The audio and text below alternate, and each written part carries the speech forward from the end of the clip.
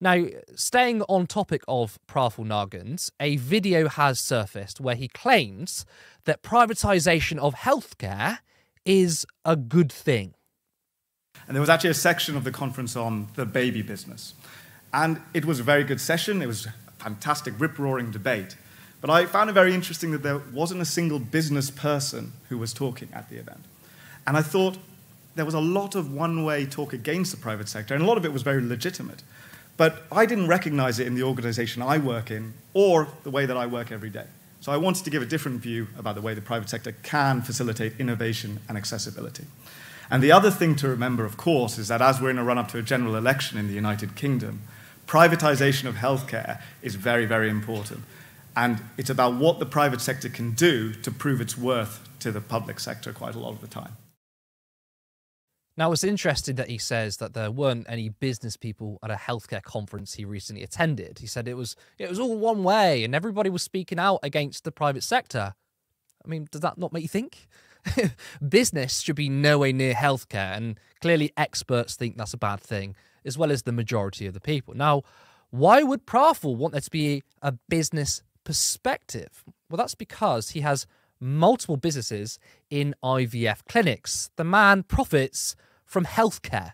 So, of course, he wants more business in healthcare. And, of course, he thinks privatisation is a good thing because it literally benefits him. This is the Labour candidate in Islington North, a pro-privatisation and healthcare profiteer versus Jeremy Corbyn, who's always been against private involvement in the NHS. But it doesn't end there. It seems that Praful is, amid a scandal. Now, this was discovered by Red Collective.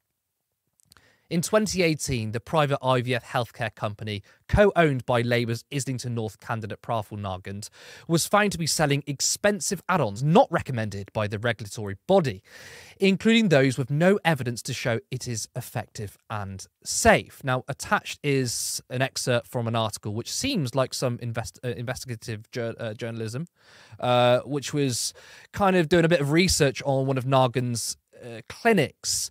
Professor Geeta Nagant is the clinical director of Create Fertility, a private clinic, as well as the lead consultant for reproductive medicine at St George's, an NHS hospital in South London. What's important is that add-ons are evidence-based, Nagant says. We need regulation and legislation to ensure that add-ons with no evidence are not offered.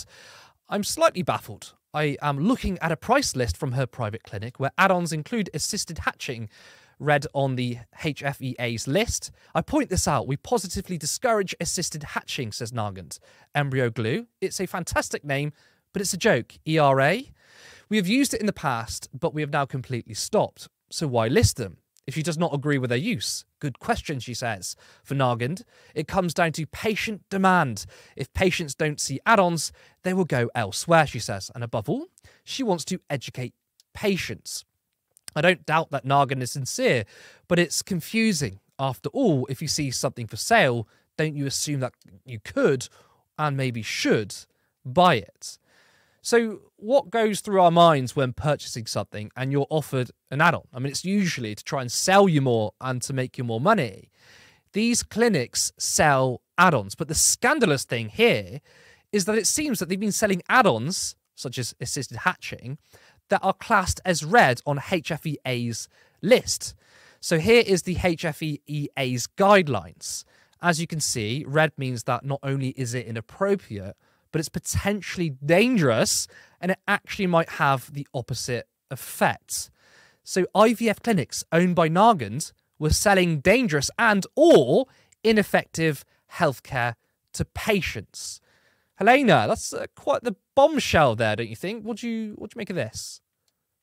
I mean, at the end of the day, right, I'm not going to try and claim that I'm some kind of healthcare expert who knows all the ins and outs of how these kind of licensing agreements work.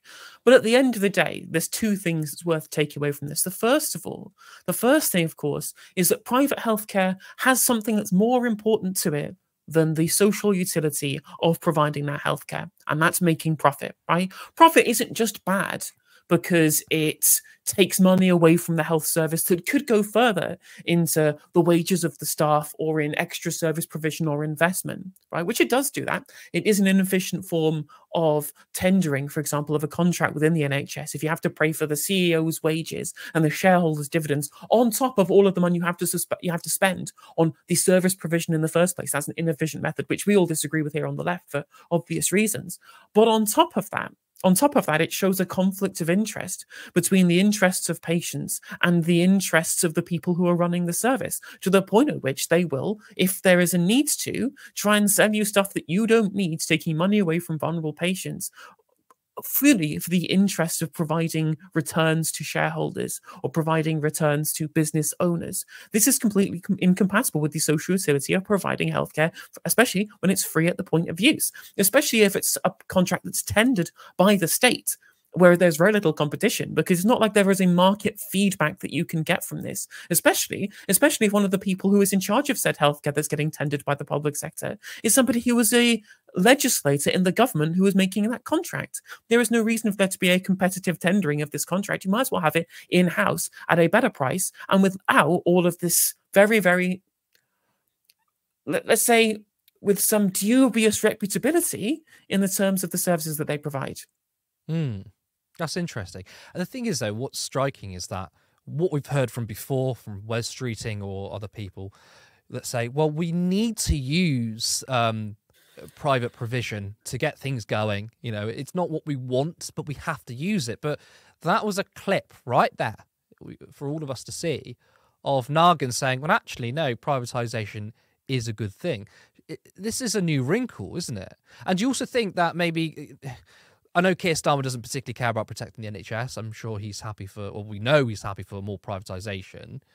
But do you think that Keir Starmer knew about Nagin's background in this, and actually he's happy that he's choosing someone as a candidate that not only says, oh, well, we need to use private provision, but actually welcomes it and wants to expand it? I mean, I don't think Keir Starmer knows anything about these kind of things. I've mentioned on this show specifically before, I think Keir Starmer is basically a bit of a political idiot who doesn't really have a long and concrete plan of what he's doing or any kind of intimate relationship with the inner workings of Labour HQ. And a lot of this is being driven by the people who manage his campaign. We've mentioned these names before, but I believe these are the kind of people who do indeed know about these kind of links. Maybe not specific intricacies of what's going on behind closed doors at these particular institutions, but this idea of wanting to get into bed with people who have connections to these industries that they want to see having a bigger role within our public services, that's something I think the people in the background definitely do know and want to be able to get these kind of ins. There was a really great report on Novara Media the other day, I may have been involved with it, who knows, which it was a whole long list, like a kind of laundry list of all the different lobbyists from all the different things. I've got Israeli lobbyists, we've got water lobbyists, we've got people from all over the shop who have conflicts of interest with the running of our state, becoming legislators in the government with those conflict of interest. And the way in which we deal with conflicts of interest within the press coverage and within the way in which we look at politics in this country is that you declare what your conflict of interest is, and then that's it. People will then make democratic decisions, usually based upon the party that you belong to, not whether or not you personally have a conflict of interest. The media will leave it be because they'll say, well, they've declared their conflict of interest. That's fine. End of days. People can make their judgments. I'm like, no, it's the media's job specifically to scrutinize what those conflicts of interest mean, what the material interest of those conflicts of interest would do in terms of shaping how legislation works. And again, it's a very kind of wishy-washy liberal way of looking at society, where it's not indeed a conflict of material interest, and is indeed just people wanting to be able to make the best out of society by trying to find the best avenues towards political office. And that is, of course, something that we on the left have continually been critical of. And I'm just for one point before we move on. Obviously, you've mentioned how they keep saying things like, oh, well, we need to be able to make use of the private sector to bring down waiting lists. And I'm just like, well, first of all, there's no spare capacity in the private sector. It's mostly NHS staff who are on kind of private alternative overtime contracts that they're doing there. And they mostly, with the insourcing drive at the moment, Julia Grace Patterson's been really good at detailing this, it's just private healthcare workers using NHS facilities.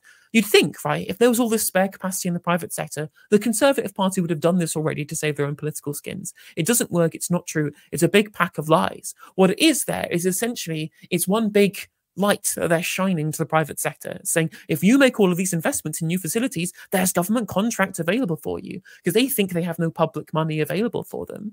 So they're going to be able to try and use this electoral pitch to push for private sector investment and capital investment in new facilities that they can spend public money on tendering the contracts for. That's what they're looking for. Nigel Farage is looking for this as well. It's a very similar platform that both of them have, with Reform UK's platform of offering these vouchers to go private as a way of signalling to the private sector, if you invest in new facilities, you have government money you can have access to. And I believe this is exactly what Streeting and the Labour right are doing at the moment.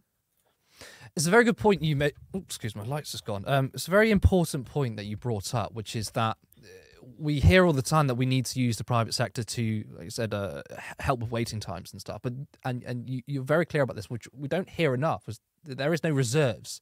There is no this huge backlog of the private sector just waiting to be used. No, rather it's a transfer of our own state entity, which we own, to the private sector. It's going to be the same doctors, it's going to be the same nurses, probably on worse contracts as their rights have watered down.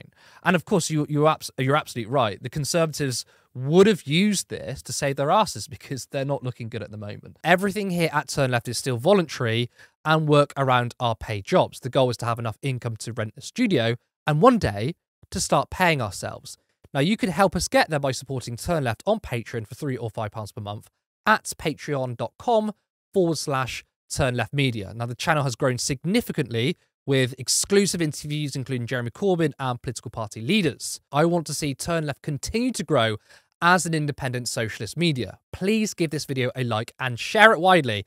I'd also like to thank existing subscribers, members, and patrons. Thank you, and see you next time.